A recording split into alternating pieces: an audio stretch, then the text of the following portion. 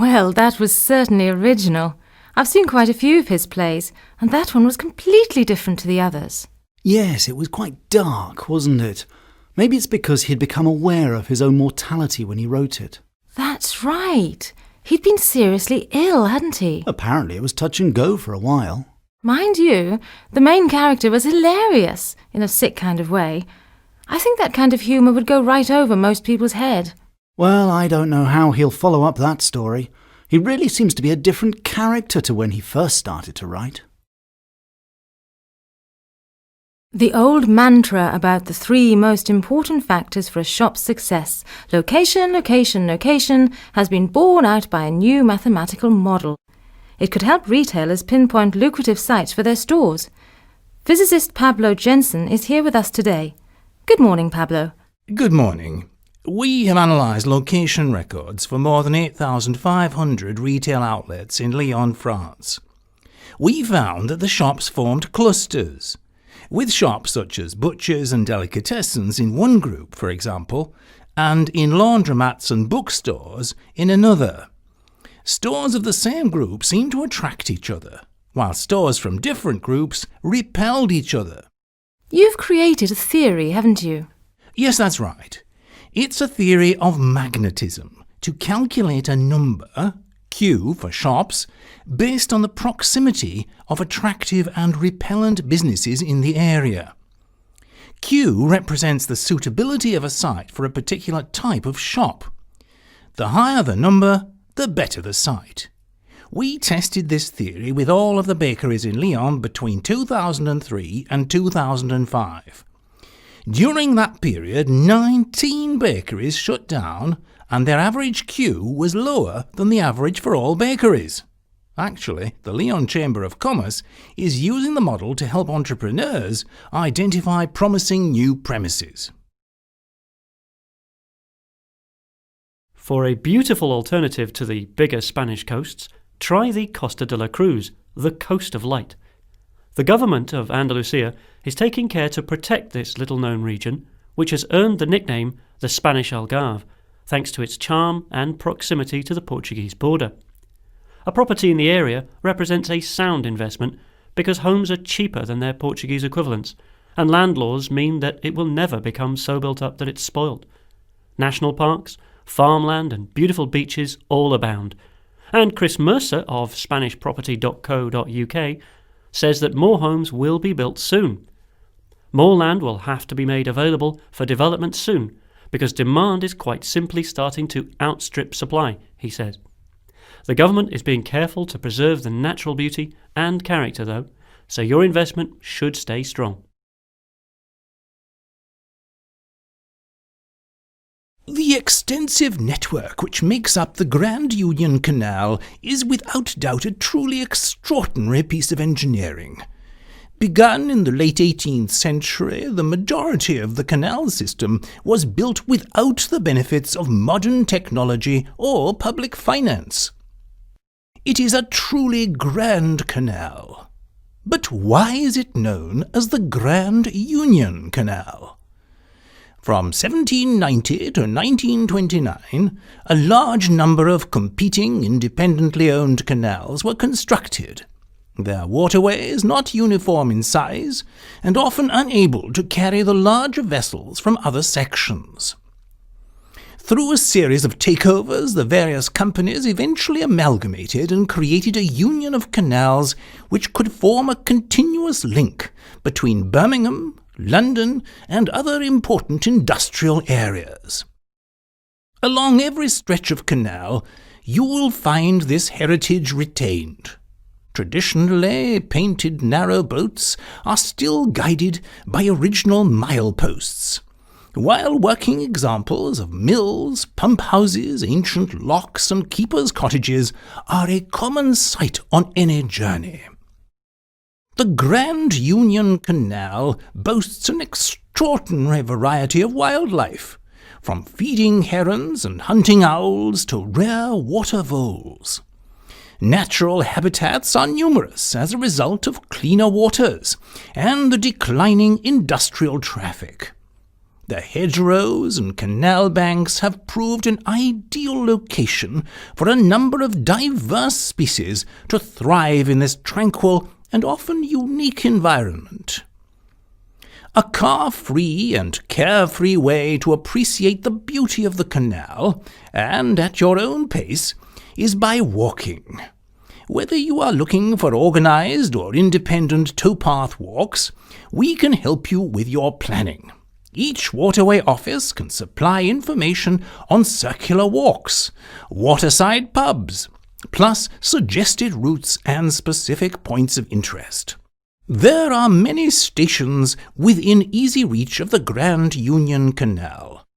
Why not try a one-way walk, returning to your starting point by train? We are keen to encourage both experienced and inexperienced anglers onto the well-stocked canal network and reservoirs. We lease certain sections to established clubs who welcome non-members for a small daily fee. Before you fish, check with your local British Waterways office for information on access and availability. Rod licenses are obligatory and can be obtained from your local post office. Last but not least, the towpaths are wonderful for cycling. Free of traffic, free of fumes, and free of hills. Miles of accessible towpaths through some of England's finest countryside. We can all share the delights of the canal system, so please be considerate to other users. Surfaces vary from stony pathways to smooth asphalt, but that's all part of the enjoyment.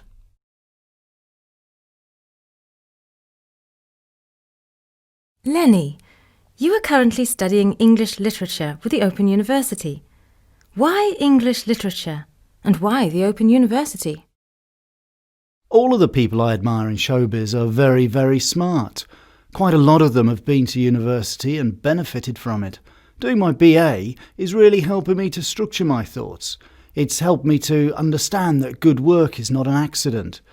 You know, the best writers like Flaubert and George Eliot and people like that took a long time to plan their work. And the Open University has shown me that if you take the time to plan your work and structure it properly, you can do well. It's just helped me to organise my thoughts a bit better. And I think the challenge of producing an essay every month or so is good. It keeps me on my toes. Why do you think comedy is such a powerful fundraising tool? I think it's powerful because if I'm going to communicate with an audience, they remember something I said with a bit of a twinkle in the eye better than boring old facts. There is a lot of really heartbreaking and moving documentary stuff on the Comic Relief Night. And if we can make people laugh in between, it softens the blow and cushions the effect of the harder stuff we show. This year is the 10th anniversary of Comic Relief, but there's still a lot of poverty out there. Do you think it has made a real difference? I think it's made an immense difference. It's empowered the public, given them the ideas and tools to raise money off their own back without anybody telling them what to do. I think it's fantastic when I come to Africa and I see the grain banks, the new wells that have been built, the children being inoculated, and terraced mountains that have been funded by Comic Relief. There are huge problems in Africa like HIV and AIDS, but a drip of water can erode a rock, and I think Comic Relief is becoming a strong and mighty drip. We've got to keep going until the rock dissolves, and it will dissolve, but it's going to take a long time, so people have to stay committed. Work for Comic Relief has taken you to some pretty depressing places. How does seeing people coping with terrible poverty affect you personally? I've been in Addis Ababa this time round. I went to a place called Debre Zeit where I watched this wonderful care worker called Fanti visiting various people who were suffering from HIV. Even though these people were in immense pain, there was a lot of dignity involved. And what's wonderful is Comic Relief, by funding people like Fanti, are doing something to help. You've received numerous accolades and awards during your career, and you're a husband and father and a mammoth fundraiser. Do you have any ambitions left? I'd like to write something on my own that I feel was a good piece of work. And the only way I'm going to do that is if I have confidence and faith in my own ability. I've always worked with other writers. There's nothing wrong with collaborating, but I'd love to write something on my own and know it was good before I gave it to someone else to read. I think the Open University is helping me to judge my work in a way that writing something and giving it to someone to read for me simply doesn't. I'm proud of the relationship we have with the animals. It's not always easy here, and there are days when I get deeply upset because an animal's sick and nothing can be done to save it. On the other hand, we're doing some wonderful things in the way of conservation, and we're linked up with satellites and with other institutions worldwide to keep track of certain species. The value of this work cannot be underestimated. We're protecting different species for future generations to enjoy. I was always a very active person, and I've always been surrounded by animals. As a child, we would have several cats and dogs in the house. Now that I live in sheltered housing, my dog is good company for me. I'd be tempted to not leave the house at all some days, but he gives me a reason to get some fresh air and exercise. I think I'd put on a lot of weight if I didn't have him. He keeps me young at heart, too. On the whole, I prefer my own company. But you do chat to people a lot when you have a dog. They are good icebreakers. I have immense respect for animals. Well, let's face it, my life would be totally different without them. It's not just about companionship, it's mutual trust. We couldn't do without each other. What we could do without is people on the street coming up to us and causing a distraction.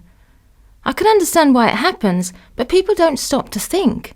Basically, she's doing a job and people forget that. It's surprising how common animal allergies are. I've been allergic to cats all my life. My eyes start to water, I have trouble breathing. I have a lot of patients with allergies of various kinds, and finding the cause of the allergic reaction can be quite tricky at times. I have one patient who's seriously allergic to her dog, but she insists on keeping it.